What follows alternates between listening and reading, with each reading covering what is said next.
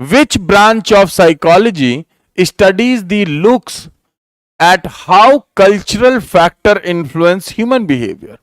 मानव मनोविज्ञान की कौन सी शाखा इस बात का अध्ययन करती है कि सांस्कृतिक कारक मानव व्यवहार को कैसे प्रभावित करते हैं?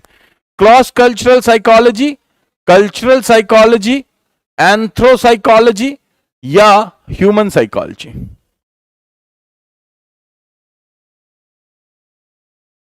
जी बताएं। ये जो क्रॉस कल्चरल साइकोलॉजी है ये आज की डेट में बहुत तेजी पे है। पेडरसन ने जो मल्टी कल्चरल सोसाइटी साइकोलॉजी दी थी उसी का एक रूप है।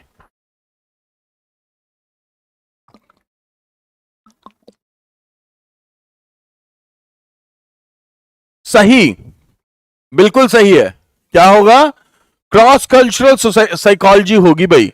क्रॉस कल्चरल साइकोलॉजी होती क्या है यह भी समझ लेते हैं। एक ऐसी ब्रांच है साइकोलॉजी की दैट एग्जामिन्स द डिफरेंसेस।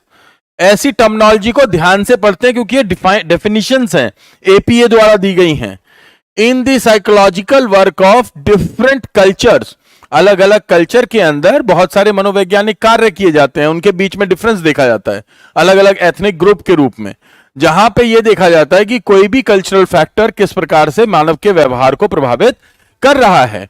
मनोविज्ञान की एक शाखा विभिन्न संस्कृतियों और सजातीय समूहों के मनोवैज्ञानिक कार्यों में अंतर की जांच करती है, जहां यह देखा जाता है कि सांस्कृतिक कारक मानव व्यवहार को कैसे प्रभावित करते हैं। विजिबल है?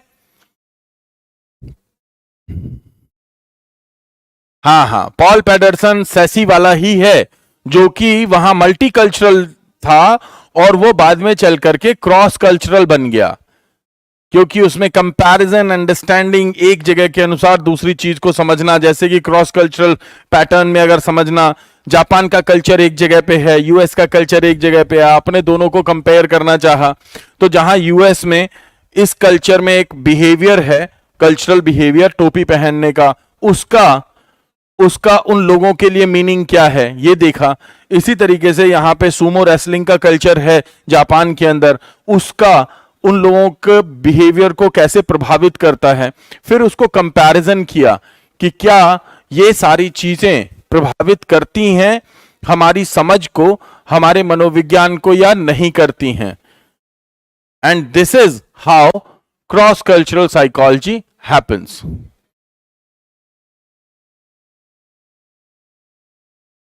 क्लियर है? क्लियर है भाई?